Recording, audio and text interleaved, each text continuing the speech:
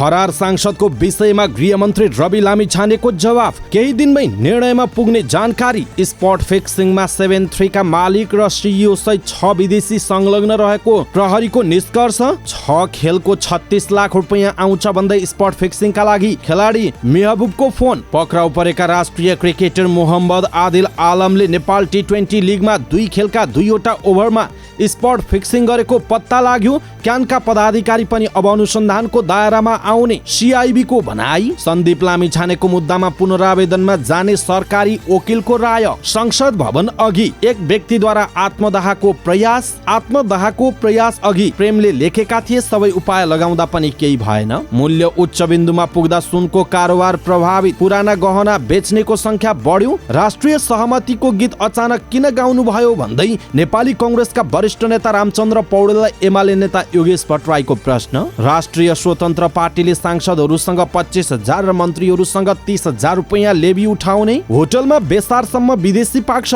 नेपाली भरिया मात्र हुने हो भन्दै पर्यटन मन्त्री सुदन किराँतीको प्रश्न। संसदमा बोल्नका लागि दिने समयमा पुनर्विचार गर्नुपर्ने जनमत पार्टीका अध्यक्ष सीके राउतको टिप्पणी। गण्डकी प्रदेशका 3 मन्त्रीले लिए शपथ लिन जाँदै फेरि यो मन्त्रालय। गण्डकीमा रोशनलाई रोकेर आर्थिक मामिलामा ऐन सीता सुन्दास। कर्णाली प्रदेशमा मन्त्रालयको भागबण्डा मिल्यो। पोखरामा भएको यति एयरलाइन्सको जहाज दुर्घटना। आयोगले सक्यो दुर्घटनास्थलको निरीक्षण र प्रमाण संकलनको काम। टिकटकमा भाइरल भएको भैरहवा स्थित जेल रेस्टुरेन्ट प्रशासनले बन्द गरायो। त्रिवी चिकित्सा शास्त्र अध्ययन संस्थान IOM का विद्यार्थी र प्रहरी बीच झडप। ललितपुरका मेयर चेरीबाबु महर्जन र डाक्टर सन्दुक रोहित बीच भेटवार्ता। वालिङमा हेलिकप्टर पाइलटलाई कुटेको आरोपमा 6 जना पक्राउ। कञ्चनपुरमा 14 वर्षीय बालिकाले शिशु जन्माई। घटना ढाकछोपको प्रयास। सौन्दर्य प्रतियोगिताको आवरणमा बलात्कार गरेको आरोपमा मनोज पाण्डे दोषी ठहर। जुम्लामा हिमपात, किसानहरू खुसी। सेनाका जवान बालाजुको गेस्ट हाउसमा मृत भेटिए।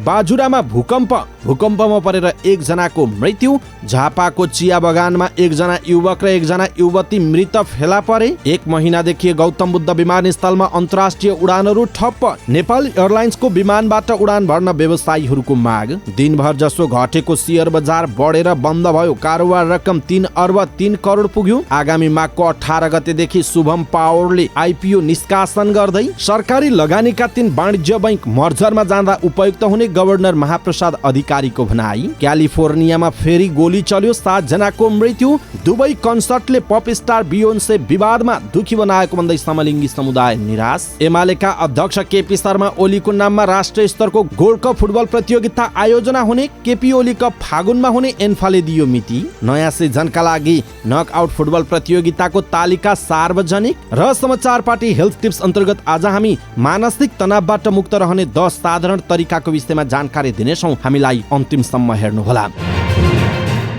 दर्शक महानुभाव नमस्कार। समाचारपाटी.com को न्यूज बुलेटिनमा यहाँलाई हार्दिक स्वागत छ। म प्रहलाद चन्द्र घिमिरे। आज मिति विक्रमसम्म 2079 साल माघको 11 गते बुधबार ईस्वीसम्म सन् 2023 जनवरी 25 तारिक। सदाको झैं आज पनि हामी उपस्थित भएका छौँ। आजका महत्त्वपूर्ण समाचार, ब्रेकिङ न्यूज अपडेट लगायत तपाईँलाई काम लाग्ने हेर्नै पर्ने महत्त्वपूर्ण खबरहरू लिएर हामीलाई अन्तिमसम्म हेर्नुहोला। हाम्रो मेहनतका लागि यो भिडियोमा एउटा लाइक अवश्य गर्नुहोला। दर्शक महानुभाव, पलपलको न्यूज अपडेटका लागि तपाईँले अहिलेसम्म हाम्रो च्यानललाई सब्स्क्राइब गर्नु भएको छैन भने कृपया सब्स्क्राइब गर्नुहोस् अनि नजिकै आउने बेल आइकनलाई क्लिक गर्नुहोला। दैनिक रूपमा हेर्नुहुन्छ भने रेगुलर भनेर लेख्नुहोला। आज पहिलोचोटि हेर्दै हुनुहुन्छ भने फर्स्ट टाइम भनेर लेखिदिनुहोला।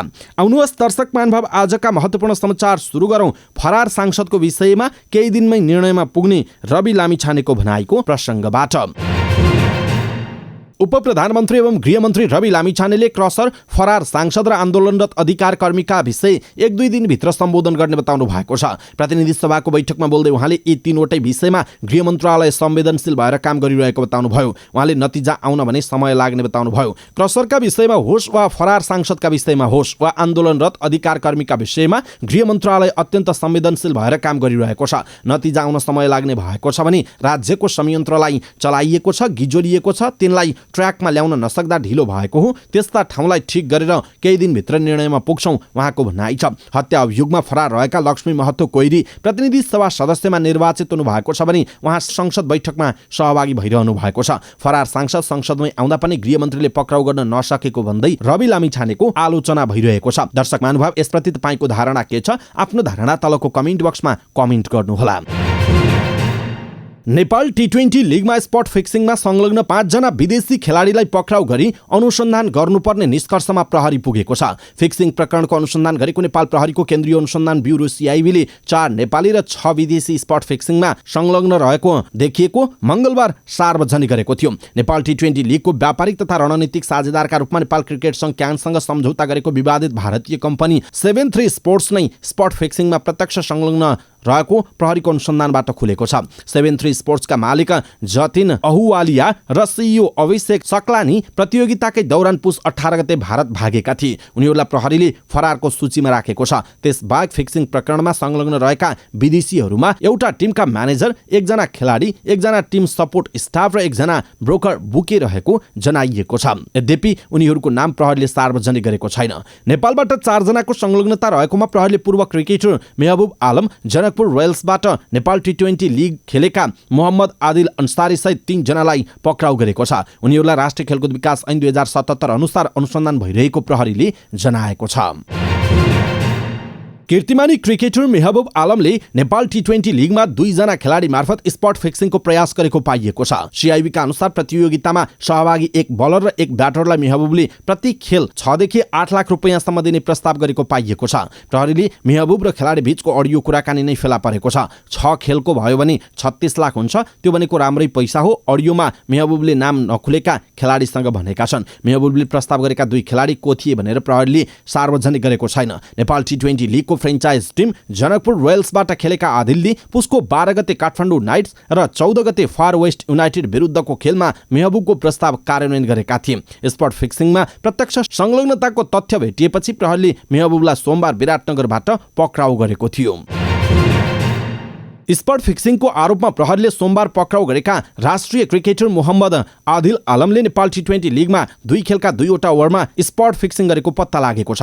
प्रहरीको अनुसन्धानले प्रतियोगिताको खेल नम्बर 8 र खेल नम्बर 12 मा फ्रेन्चाइज टिम जनकपुर रोयल्सबाट खेलेका आदिलले फिक्सरसँगको सहमति कार्यान्वयन गरेका थिए। पुस 12 गते काठमाडौँ नाइट्स विरुद्धको खेलमा आदिलको एउटा नोबल त्रिवी मैदानमा पुगेर प्रत्यक्ष हेर्नेहरूका लागि पनि अस्वाभाविक थियो। उनले 11.1 ओभरमा नोबल फालेका थिए। त्यस लगत्तै अर्को बल वाइड फालेका थिए। सो खेलमा आदिलले 4 ओभर बलिङ गरेर 38 रन खर्चेर 1 विकेट लिएका थिए, जहाँ 2 वाइड र 1 नो बल सामेल थियो। पुसको 14 गते जनकपुरको खेल फार वेस्ट युनाइटेड विरुद्ध थियो। सो खेलमा आदिलले 1 ओभर मात्र बलिङ गर्न पाए। पावर प्लेको अन्तिम ओभरको पहिलो बल उनले नो बल फाले, लगत्तै वाइड बल पनि फाले। यो ओभरमा उनले त्यही गरेका थिए जुन 2 दिन अघि काठमाडौँ नाइट्स विरुद्धको खेलमा 12औं ओभरमा गरेका थिए। बयानमा आदिलले आफूलाई कस्टले फिक्सिङको प्रस्ताव गरेको र कति रुपैयाँको सहमति भएको भन्ने बारे केही नखुलाएको प्रहरीले जनाएको छ। उनलाई प्रहरीले गृहनगर सप्तरीको राजविराजबाट पक्राउ गरेको थियो।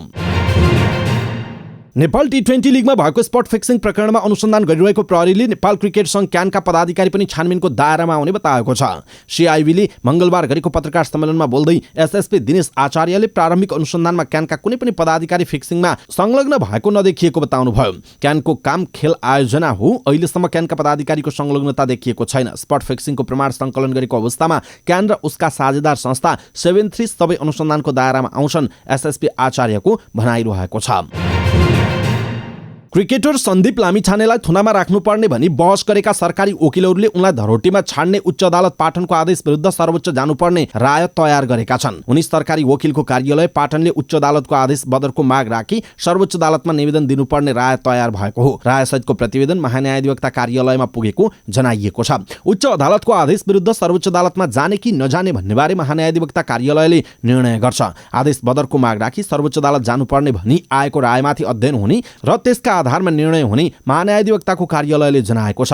उच्च सरकारी वकिलको कार्यालय पाटनले बलात्कार जस्तो जघन्य अपराधमा आरोपित विरुद्ध तत्काल प्राप्त प्रमाणले उनी दोषी हुन सक्ने अवस्था देखिएको अवस्थामा धरोटीमा छाड्ने आदेश त्रुटिपूर्ण रहेको भनी राय तयार पारेको छ। पीडितले अदालतमा बकपत्र गर्दा समेत जाहेरीसँग मिल्ने गरी बकपत्र गरेकाले पनि उनको सुरक्षाका लागि आरोपितलाई थुनामा राख्ने आदेश हुनुपर्ने भन्दै राय तयार गरिएको हो। महान्यायाधिवक्ता कार्यालयले सर्वोच्च अदालत जाने निर्णय गरेपछि मात्रै उच्चको आदेश विरुद्ध सर्वोच्च अदालतमा निवेदन दर्ता हुने जनाइएको छ। संघीय संसद भवन अगाडि मंगलबार दिउँसो एक व्यक्तिले आफैलाई आगो लगाएर आत्मदाहको प्रयास गरेका छन्। बानेश्वरबाट तेन्कुनी मार्गमा मुख्य सडकमै बीचमा इलाम पञ्चकन्याका प्रेमप्रसाद आचार्यले पेट्रोल खन्याएर आफैलाई आगो लगाएका हुन्। उनले प्रधानमन्त्री पुष्पकमल दाहाल प्रचण्ड संसद भवनबाट बाहिर निस्के लगत्तै आत्मदाह गरेका हुन्। उनलाई प्रहरीले उद्धार गरेर वन अस्पताल कीर्तिपुर लगेको जनाइएको छ। यसैबीच मंगलबार दिउँसो संसद भवन अगाडि प्रेमप्रसाद आचार्यले आत्मदाहको प्रयास गरे। सामाजिक सञ्जालमा लामो स्टाटस लेख्दै उनले देशमा गरी खाने अवस्था नभएकाले आफूले मृत्यु रोज्न खोजेको लेखेका छन्। आफूलाई युवा उद्यमी भन्दै 36 वर्ष पार गर्दा पनि गरिएको कुनै पनि कामबाट केही उपलब्धि हासिल नभएको भन्दै असफलताको कथा लेखेको बताएका छन्। देशमा उद्यमदेखि विदेश जाँदासम्म भोगेका विषयवस्तु उल्लेख गर्दै उनले सरकारमाथि थुप्रै प्रश्न पनि गरेका छन्। दर्शक महानुभाव, यहाँहरूले प्रेमप्रसाद आचार्य सन्तोष भनेर फेसबुकमा देख्न सक्नुहुनेछ र उहाँको स्टाटस पनि हेर्न सक्नुहुनेछ र उहाँको जुन आत्मदाहको प्रयास छ र उहाँले सरकारलाई सोधेका प्रश्नहरू छन्, यसप्रति तपाईँको धारणा के छ? आफ्नो धारणा तलको कमेन्ट बक्समा कमेन्ट गर्नुहोला।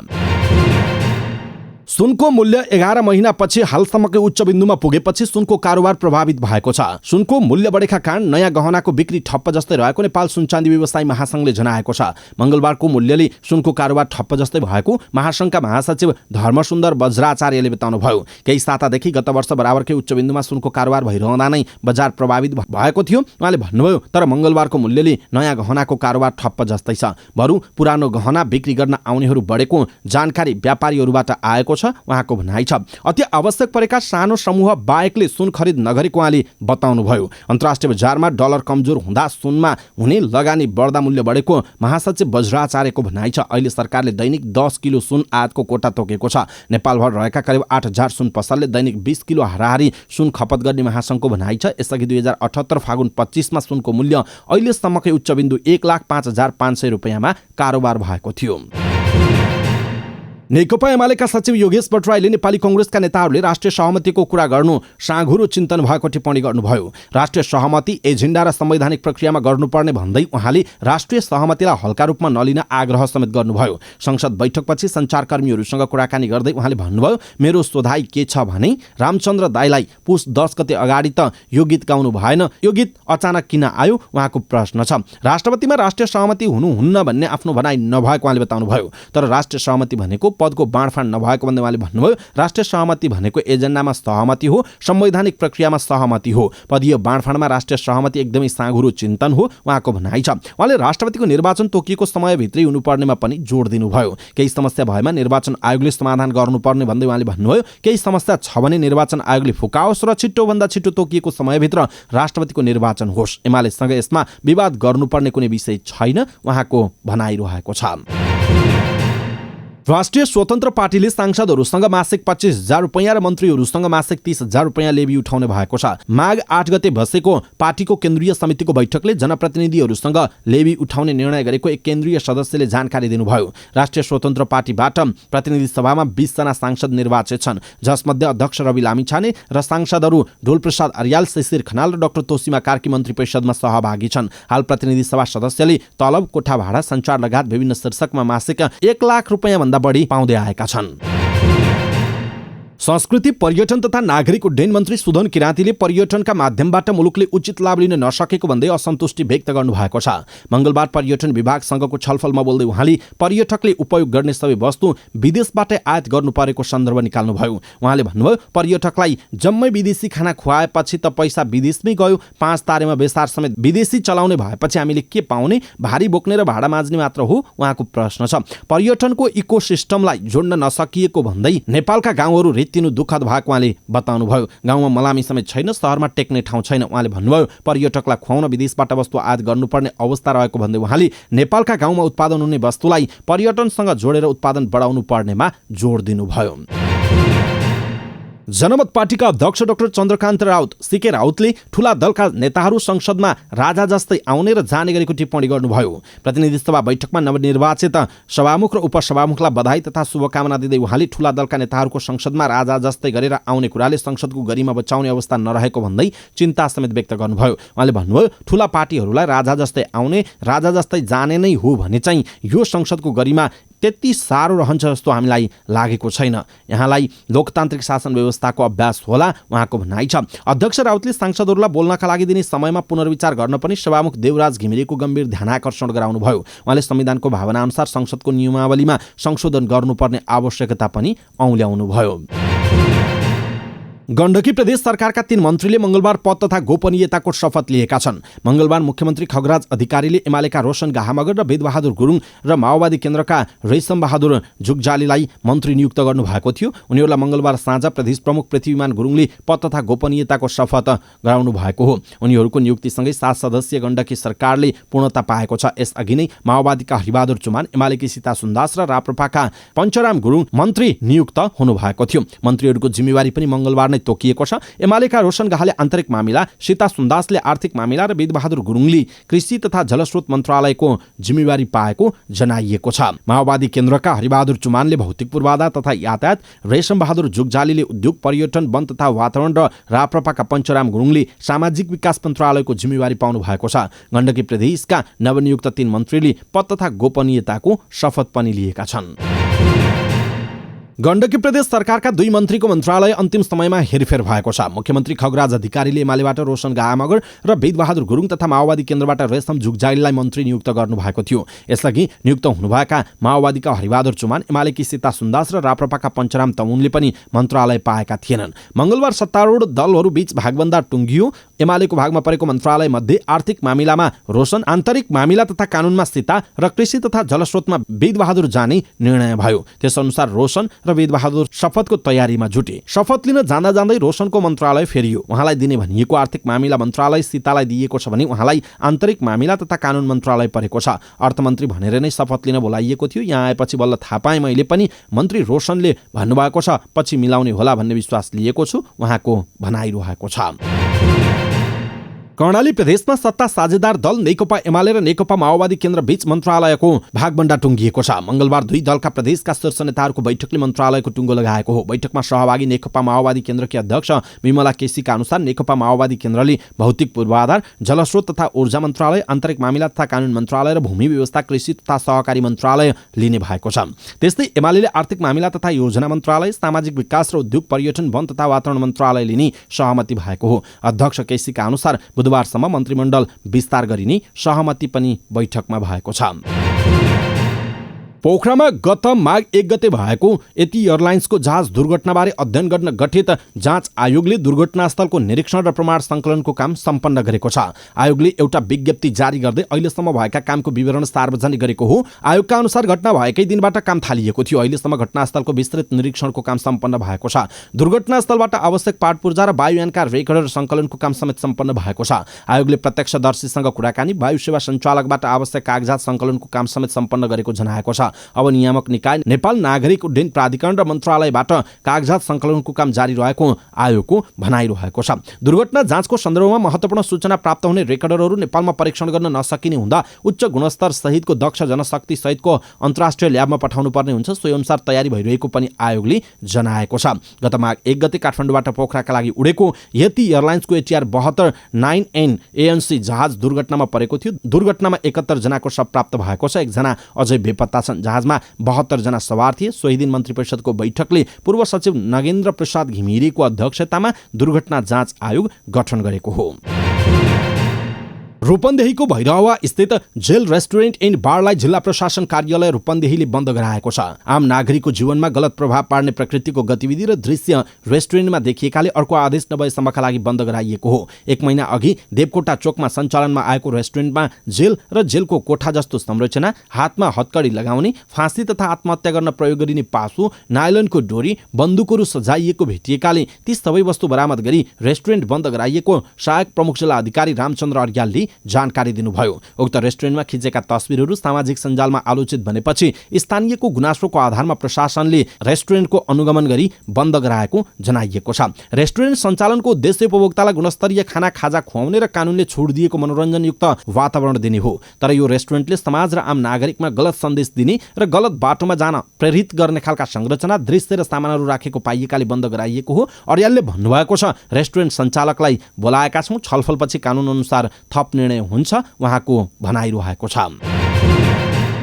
त्रिवी चिकित्सा शास्त्र अध्ययन संस्थान आइओएममा विद्यार्थी र प्रहरीबीच झडप भएको छ। विद्यार्थीले आइओएमको डिन कार्यालयमा लगाएको ताला प्रहरीले खोलेपछि केही समय तनाव भएको थियो। आइओएमको विकृति सुधारको माग गर्दै विद्यार्थीले ताला लगाएका थिए। प्रशासनले प्रहरी लगाएर ताला खोलेपछि विद्यार्थीले प्रहरी विरुद्ध नाराबाजी गरेका थिए। प्रहरीले सामान्य लाठी प्रहार गरेको छ। केही विद्यार्थीलाई नियन्त्रणमा लिएको छ। चिकित्सा शिक्षा सङ्घर्ष अभियान र होस्टल सुधार समूहले आइओएमको विकृति विरुद्ध आन्दोलन गर्दै आएका छन्। विद्यार्थीहरूले होस्टललाई व्यवस्थित गरी विकृति सुधार गर्नुपर्ने माग राखेका छन्।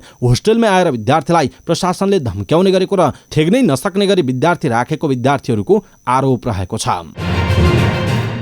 ललितपुर महानगरपालिकाका मेयर चिरीबाबु महर्जनले स्था अवार्ड पाउन सफल वरिष्ठ नेत्र विशेषज्ञ डाक्टर सन्दुक रोहितलाई भेटेर बधाई दिनुभयो। मेयर महर्जनले डाक्टर रोहितलाई तिलगङ्गा आँखा प्रतिष्ठानमा पुगेर नेपालको परिचय अन्तर्राष्ट्रिय मञ्चमा थप बलियो बनाउन महत्त्वपूर्ण भूमिका खेलेको भन्दै बधाई तथा शुभकामना दिनुभयो। भेटको क्रममा मेयर महर्जनले कम खर्चमा मोतियाबिन्दुको शल्यक्रिया गर्ने चिकित्सा पद्धति भित्राएर विपन्न नेपालीलाई लगाएको गुण अविस्मरणीय रहेको बताउनुभयो। डाक्टर रोहितले पाएको पुरस्कारले मुलुकभरका चिकित्सकमा ऊर्जा र उमङ्ग थपिएको पनि उहाँको भनाइ छ। भेटमा डाक्टर रोहितले महानगरमा उत्कृष्ट विकास भइरहेको बताउँदै ललितपुर महानगरले विशेष गरी हरियाली प्रवर्धन र वातावरण संरक्षणमा गरेका काम उदाहरणीय भएकोमा खुसी व्यक्त गर्नुभयो। हरेक 2 वर्षमा संसारभरका मानव कल्याणको क्षेत्रमा क्रियाशील व्यक्ति तथा संस्था माध्यमबाट छनौट गरी प्रदान गरिने स्था अवार्ड पाएपछि रोहितलाई काठमाडौँका मेयर बालेन शाहले पनि भेट्नु भएको थियो। स्याङ्जाको वालिङमा प्रभुको हेलिकप्टरका पाइलटलाई कुटेको आरोपमा 6 जनालाई प्रहरीले पक्राउ गरेको छ। पक्राउ पर्नेमा हेलिकप्टर ल्यान्ड गराउने यात्रु विनोद गैरी, उज्जवल थापा, सुशील गिरी र खिमबहादुर राणा तथा खेल आयोजक एमबहादुर गुरुङ, सुरेश श्रेष्ठ रहेको जिल्ला प्रहरी कार्यालय स्याङ्जाका प्रहरी निरीक्षक इन्सपेक्टर पदमराज थापाले जानकारी दिनुभएको छ। पक्राउ परेका उनीहरूमाथि अभद्र व्यवहार सम्बन्धी कसुरमा मुद्दामा 2 दिन म्याद थप गरी अनुसन्धान भइरहेको प्रहरीले जनाएको छ। गत माघ 5 गते स्याङ्जाको वालिङमा फुटबल खेल भइरहेको मैदानमा हेलिकप्टर ल्यान्ड गरेपछि पाइलट र यात्रु माथि हातपात गरिएको थियो। वालिङ नगरपालिका 9 का विनोद गैरी, खिमबहादुर थापा, सुशील थापाले उक्त हेलिकप्टर चार्टर गरेर वालिङ लगेका थिए। उनीहरूले नै मैदानमा हेलिकप्टर उतार्न दबाब दिएपछि पाइलट रोशन डङ्गोलले ल्यान्ड गरेको जनाइएको छ।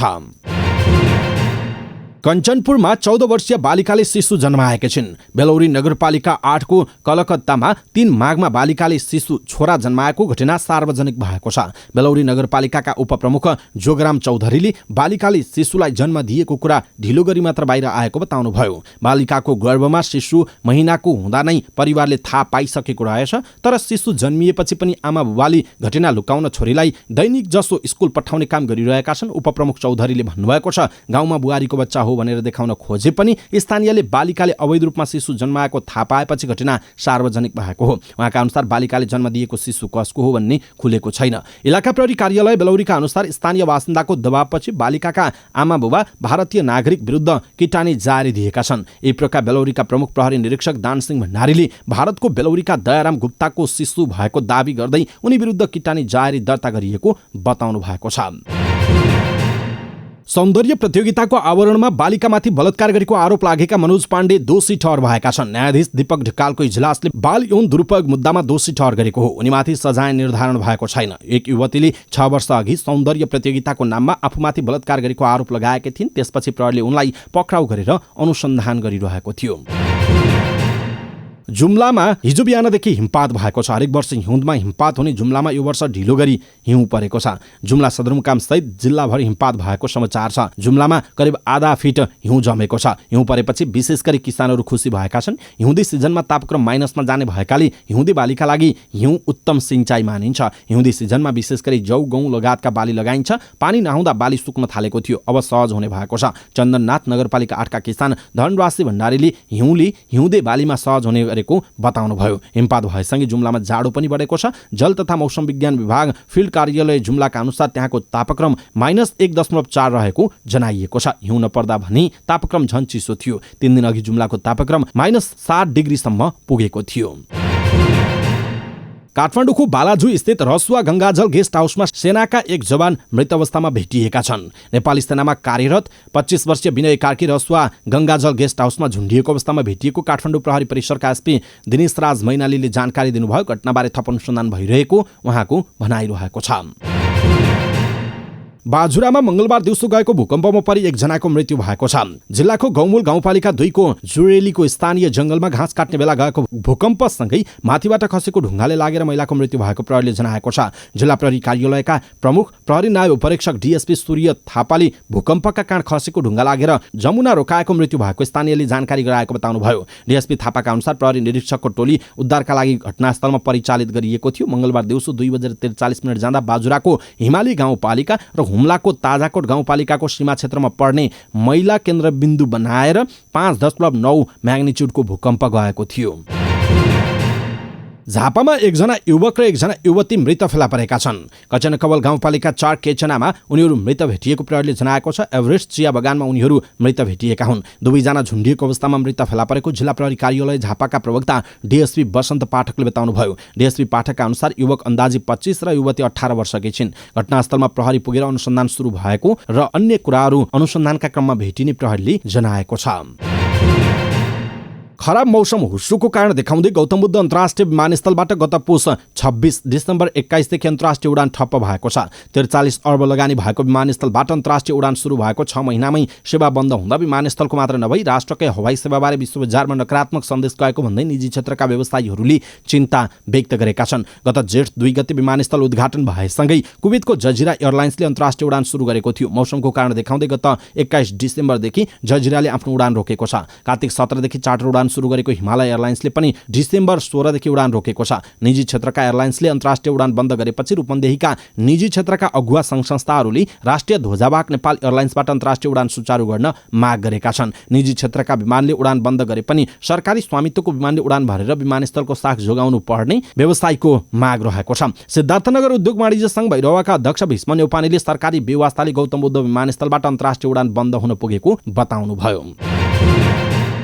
मंगलबार दिनभर जस्तो घटिरहेको शेयर बजार बढेर बन्द भएको छ। मंगलबार 8.14 अङ्कले बढेको बजार 2173.24 बिन्दुमा पुगेर रोकिएको छ। मंगलबार बजार 2140 सम्म ओर्लिएको थियो। मंगलबार 0.38% बजार बढेको हो। यस दिन कुल 248 धितोपत्रको 52,450 वटा कारोबारबाट 83,187 किता शेयर किनिबेच भएको छ। मंगलबार 3 अर्ब 3 करोड 23 लाख 39 रुपैयाँको कारोबार भएको छ। मंगलबार बैंकिङ, इन्भेस्टमेन्ट, उत्पादन तथा प्रशोधन र म्युचुअल फण्ड उपसूचक घटेका छन्। सबैभन्दा धेरै वित्त उपसूचकका लगानीकर्ताले कमाएका छन्। मंगलबार सानीमा जीआईसी इन्सुरेन्स र सूर्योदय वामी लघुवित्तको मूल्य सकारात्मक सर्किट लेभलमा बढेको छ। Shivashree hydro, Guhyeshwari merchant bank, मल्टिप्रपोज फाइनेन्सको मूल्य समेत धेरैले बढेको छ। मैलुङ खोला जलविद्युतको मूल्य सबैभन्दा धेरै 5.48% घटेको जनाइएको छ। मंगलबार नेपाल टेलिकम, शिवश्री हाइड्रो, अपी पावर, अपर तामाकोशी लगायत कम्पनीको धेरै कारोबार भएको उल्लेख छ। शुभम पावर कम्पनी लिमिटेडले 18 माघदेखि सर्वसाधारणलाई धितोपत्र प्रारम्भिक सार्वजनिक निष्कासन आइपिओ बिक्री खुल्ला गर्ने भएको छ। कम्पनीले पहिलो चरणमा आयोजना प्रभावित क्षेत्रका स्थानीय बासिन्दा र नेपाल सरकारको सम्बन्धित निकायबाट श्रम स्वीकृत प्राप्त गरी वैदेशिक रोजगारीमा रहेकाहरूलाई आइपिओ निष्कासन गरेपछि सर्वसाधारणका लागि निष्कासन गर्न लागेको हो। कम्पनीले प्रति शेयर 100 अङ्कित मूल्यका 4,81,822 किता शेयर सर्वसाधारणहरूमा निष्कासन गर्न लागेको जनाइएको छ। नेपाल राष्ट्र बैंकका गभर्नर महाप्रसाद अधिकारीले 3वटा सरकारी वाणिज्य बैंकहरू पनि मर्जर हुनुपर्ने आशय व्यक्त गर्नु भएको छ। राष्ट्रिय वाणिज्य बैंकको 58औं वार्षिकोत्सव कार्यक्रममा बोल्दै गभर्नर अधिकारीले सरकारको लगानी रहेका 3वटा वाणिज्य बैंकहरू पनि आपसी छलफल गरेर मर्जरमा जानुपर्ने बताउनुभयो। बैंक मर्जरमा राष्ट्र बैंकले बाध्यात्मक व्यवस्था नगरेको भए पनि बैंकहरू आफैले व्यावसायिक आवश्यकता बुझेर मर्जर गरिरहेको उहाँले बताउनुभयो। उहाँले सरकारी बैंकहरूले पनि उक्त आवश्यकता महसुस गर्न ढिला गरिरहेका त छैनन् भन्दै प्रश्न पनि गर्नुभएको छ। अमेरिकाको क्यालिफोर्निया राज्यमा भएको पछिल्लो गोलीकाण्डमा 7 जनाको मृत्यु भएको छ। 2 दिन अघि मात्र क्यालिफोर्नियाको मन्टरी पार्कमा गोली लागेर 11 जनाको मृत्यु भएको थियो। सोमबार फेरि हाफ मुन वे शहरमा भएको गोलीकाण्डमा 7 जना मारिएको बीबीसीले जनाएको छ। गोली प्रहारबाट खेतमा काम गर्ने चिनिया मजदुरहरू मारिएका छन्। हाफ मुन वे एसियाली मुलुकका मानिसहरूको बाहुल्य भएको क्षेत्रको रूपमा चिनिन्छ। हत्यामा संलग्न भएको भन्दै प्रहरीले 67 वर्षीय झाओ चुनली भन्ने पुरुषलाई पक्राउ गरेको छ। उनी गाडीमा प्रहरी स्टेसनतर्फ गइरहेका बेला प्रहरीले नियन्त्रणमा लिएको हो। उनलाई प्रहरीले भुइँमा लडाएर नियन्त्रणमा लिएको भिडियो सार्वजनिक भएको छ। बीबीसीका अनुसार उनले हत्या गरेका 4 व्यक्तिको शव च्याउफाउमा फेला परेको थियो। अरू 3वटा शव त्यसको नजिकै फेला परेको थियो। 8 जना घाइतेको अवस्था गम्भीर रहेको जनाइएको छ। पप स्टार बियोन्से 5 वर्षपछि लाइभ कन्सर्टका लागि स्टेजमा फर्किएकी छिन्, तर उनको पुनरागमनलाई लिएर सबै फ्यान उत्साहित छैनन्। दुबईको लग्जरी होटल एटलान्टिस द रोयलको उद्घाटनमा निजी कन्सर्ट दिएपछि यी पप स्टार मिडिया हेडलाइन बनिरहेका छन्। 1500 जना दर्शक सहभागी उक्त कन्सर्टमा मोबाइल फोन लैजान रोक लगाइएको थियो। कन्सर्टका भिडियो यति बेला इन्टरनेटमा भाइरल बनिरहेका छन्। विश्व पप संगीतमा क्वीन उपनामले चर्चित बियोन्से स्टेजमा फर्किएपछि धेरै फ्यान खुसी थिए, तर कतिपय चाहिँ दुबईको समलिङ्गी सम्बन्धबारे रहेका कडा कानुनलाई लिएर दुखी देखिए। उनको पछिल्लो रेन्सान्स अश्वेत समलिङ्गीको सम्मानप्रति समर्पित छ। उक्त गीतले गे समुदायका एक व्यक्तिको नृत्यलाई चित्रण गर्छ। स्वतन्त्र संगीत पत्रकार अबिगेल फर्थले बीबीसीसँग बताए अनुसार बियोन्सेका पछिल्ला कार्य समलिङ्गी संस्कृतिका ऋणी छन्। त्यसकारण किन उनका कतिपय फ्यान दुबई कन्सर्टलाई लिएर दुखी छन् भन्ने चित्रण गर्छ। बियोन्सेले दुबई कन्सर्टका लागि $24 मिलियन पारिश्रमिक लिएको बताइएको छ। नेकपा एमालेका अध्यक्ष केपी शर्मा ओलीको नाममा राष्ट्रिय स्तरको गोल्ड कप फुटबल प्रतियोगिता आयोजना हुने भएको छ। आगामी फागुन 11 गतेदेखि 17 गतेसम्म काठमाडौँमा हुने भनिएको यो प्रतियोगिता एमालेको भातृ संगठन युवा संघ नेपालको आयोजनामा हुन लागेको हो। अखिल नेपाल फुटबल संघ एन्फाले मफसलका गोल्ड कपको समय निर्धारण गर्दा केपी ओली कप पनि समावेश गरिएको छ। युवा संघको माग अनुसार आफूहरूले प्रतियोगिताका लागि मिति उपलब्ध गराएको एन्फा प्रवक्ता सुरेश शाहले जानकारी दिनुभयो। अखिल नेपाल फुटबल संघ एन्फाले नयाँ सिजनका लागि मोफसलका नकआउट फुटबल प्रतियोगिताको तालिका यो सँगै सार्वजनिक गरेको छ। फरक 5वटा मिति तोकेर माघको 26 गतेदेखि चैतको 18 गतेसम्म आयोजना हुने 11वटा नकआउट प्रतियोगिताको मिति निर्धारण गरेको हो, जस अन्तर्गत माघको 26 गतेदेखि फागुन 6 गतेसम्म सर्लाहीमा राजहर्षि जनक गोल्ड कप र महोत्तरीमा मेयर कप फुटबल आयोजना हुनेछ। माघको 29 देखि फागुन 9 सम्म मकवानपुरमा मकवानपुर गोल्ड कप आयोजना हुनेछ। पहिलो मितिमा परेका यी 3 प्रतियोगितामध्ये ए डिभिजन टिमले बढीमा 2वटा मात्र सहभागिता जनाउन पाउनेछन्। दोस्रो मिति अनुसार फागुन 7 देखि 16 सम्म झापामा भद्रपुर गोल्ड कप र रूपन्देहीमा तिलोत्तमा गोल्ड कप हुँदैछ। फागुन 11 देखि 20 सम्मलाई तेस्रो मिति निर्धारण गरिएको छ। यो समयमा फागुन 11 देखि 17 सम्म काठमाडौँमा केपी ओली कप र फागुन 13 देखि 20 सम्म सुनसरीमा बुढासुप्पा गोल्ड कप आयोजना हुने बताइएको छ। त्यसपछि 2 साता काठमाडौँमा ए डिभिजन लिगका 5 चरणको खेल सञ्चालन हुने बताइएको छ। समाचार पार्टी न्यूज बुलेटिनमा पालो भएको छ समाचार पार्टी हेल्थ टिप्स। आजको समाचार पार्टी हेल्थ टिप्समा हामीले मानसिक तनावबाट मुक्त हुने 10 साधारण तरिकाको विषयमा जानकारी दिनेछौँ। हामीलाई अन्तिमसम्म हेर्नुहोला। तनावबाट मुक्त, आत्मविश्वास रहनु, खुसी हुनु, दैनिक बाधा अवरोध हाँसी खेली सामना गर्ने हिम्मत राख्नुलाई सामान्यतया स्वस्थ मानसिकता अथवा मानसिक स्वास्थ्य राम्रो भएको मानिन्छ। शारीरिक स्वास्थ्य जत्तिकै तपाईले आफ्नो मानसिक स्वास्थ्यमा ध्यान दिनु पनि उत्तिकै जरुरी हुन्छ। त्यसैले आफ्नो मानसिकता कसरी स्वस्थ राख्ने र सुन्दर जीवनयापन गर्ने त आज हामी तपाईलाई केही त्यस्ता उपायहरू जानकारी गराउँछौँ। पहिलो हो व्यक्तिगत सम्बन्ध। तपाईको जीवनमा साथ दिने सहयोग गर्ने मानिसहरूसँग राम्रो र स्वस्थ व्यक्तिगत सम्बन्ध राख्नुहोस्। मानसिक स्वास्थ्यमा व्यक्तिगत सम्बन्धको धेरै नै ठूलो भूमिका हुन्छ। अर्को हो मनोरञ्जनलाई समय दिनुहोस्। आफ्नो दैनिक कार्यमा तपाईले भित्रैबाट गर्न मन पराउने क्रियाकलाप, नाचगान, खेल आदिका लागि समय निकाल्नु अत्यन्त जरुरी हुन्छ। समूहमा सहभागी हुनुहोस्। आफ्नो जस्तै रुचि भएका व्यक्तिहरूको समूहमा सहभागी हुने र रुचिका विषयमा कुराकानी र भावना विचार आदान प्रदान गर्न तपाईलाई मानसिक रूपमा स्वस्थ रहन मद्दत गर्दछ। त्यस्तै अर्को हो सामुदायिक क्रियाकलाप। सामुदायिक क्रियाकलापमा सहभागी हुने गर्नाले आफूले समुदायलाई केही दिन सकेकोमा खुसी मिल्छ। समुदायको विकास निर्माण, जनचेतना, सामुदायिक हितका कार्यक्रममा स्वयंसेवक बनी आफ्नो ज्ञान, श्रम र अनुभवलाई बाँड्नुहोस्। आफ्नो हेरचाह। आफ्नो खानपान, सरसफाइ, शारीरिक स्वास्थ्य आदिमा ध्यान दिनु आवश्यक छ। यसले तपाईको मानसिक स्वास्थ्यमा पनि टेवा पुर्याउँछ। आफैलाई चुनौती। कामकाजको समय होस् या अरू कुनै पनि बेला आफैलाई नयाँ र नौलो कामका लागि चुनौती थप्नुहोस्। चुनौती पूरा गर्न नयाँ तरिका, ज्ञान र अनुभवको खोजी गर्नुहोस्। यसले तपाईँलाई व्यस्त र स्वस्थ राख्छ। चुनौती पूरा हुँदा तपाईँको आफ्नो स्वयं विकास भएको अनुभूति हुन्छ र खुसी लाग्छ। तनावको सामना। तपाईलाई कस्तो अवस्था र व्यवहारले तनावमा ल्याउँछ र तनावको बेला तपाईँ कसरी प्रतिवाद गर्नुहुन्छ, यो आफैले बुझ्न जरुरी छ र यो विरुद्ध निरन्तर अभ्यास गरेर तनावको प्रभाव आफूमा कम गर्न सक्नुहुन्छ। पुनर्ताजगी। मानसिक रूपमा स्वस्थ रहन निन्द्राको ठूलो भूमिका हुन्छ। नियमित रूपमा सही समयमा सुत्ने र उठ्ने बानीदेखि तपाईलाई ताजा राख्छ। यसैगरी दिनभरको कामको बीचबीचमा केही छोटो समय निकालेर कामको तनावबाट पर रहने, टिभी हेर्ने, गफ गर्ने गर्नाले पुनः ताजा भई प्रभावकारी रूपमा काम सम्पन्न गर्न सकिन्छ। वर्तमानको महसुस। धेरैजसो मानिसको मस्तिष्कमा या त पहिलाकै समयमा भएको सफलता असफलताका बारेमा भविष्यको योजना खेलिरहेको हुन्छ। यो गरिरहँदा कहिलेकाहीँ तपाईले वर्तमानलाई भुलेको हुन सक्छ। त्यसैले कहिलेकाहीँ भूत र भविष्य भुलेर वर्तमानलाई महसुस गरी रमाउन सिक्दछौँ र मानसिक रूपमा स्वस्थ रहन सक्छौँ। र अन्त्यमा मद्दत। अरूलाई मद्दत गर्दा तपाईलाई खुसी त मिल्छ नै, तर तपाईँ आफै आफ्नो समस्याका बेला कतिको मद्दत माग्नुहुन्छ। कतिपय कामको सिलसिलामा समस्या उत्पन्न हुन्छ र तपाईलाई मद्दतको जरुरी पर्छ। यस्तो अवस्थामा निर्धक्क भएर मद्दत माग्नु उत्तम हुन्छ। यसले आफ्नो समस्या सेयर गर्नुका साथै समाधानको उपाय अथवा मद्दत नै मिल्ने सम्भावना बढी हुन्छ र तपाईँ मानसिक तनावबाट मुक्त रहन सक्नुहुन्छ। दर्शक महानुभाव, आज हामीले यहाँहरूलाई मानसिक तनावबाट मुक्त हुने 10 साधारण तरिकाको विषयमा जानकारी दियौं। तपाईलाई कस्तो लाग्यो आफ्नो धारणा तलको कमेन्ट बक्समा कमेन्ट गर्नुहोला। हवस् त दर्शक महानुभाव, आजका महत्त्वपूर्ण समाचार, ब्रेकिङ न्युज अपडेट लगायत तपाईँलाई काम लाग्ने हेर्नै पर्ने महत्त्वपूर्ण खबरहरू यति नै। हामीले प्रस्तुत गरेका यी समाचारहरूप्रति तपाईँको धारणा के छ, आफ्नो धारणा तलको कमेन्ट बक्समा कमेन्ट गर्नुहोला। हाम्रो मेहनतका लागि यो भिडियोमा एउटा सानो लाइक अवश्य गर्नुहोला। दर्शक महानुभाव, पलपलको न्युज अपडेटका लागि हाम्रो च्यानललाई तपाईँले अहिलेसम्म सब्स्क्राइब गर्नुभएको छैन भने कृपया सब्स्क्राइब गर्नुहोस् अनि नजिकै आउने बेल आइकनलाई क्लिक गर्नुहोला। पलपलको न्युज अपडेटका साथ फेरि हाम्रो भेट हुनेछ। तपाईँ समाचार पार्टी हेर्दै गर्नुहोस्। नमस्कार।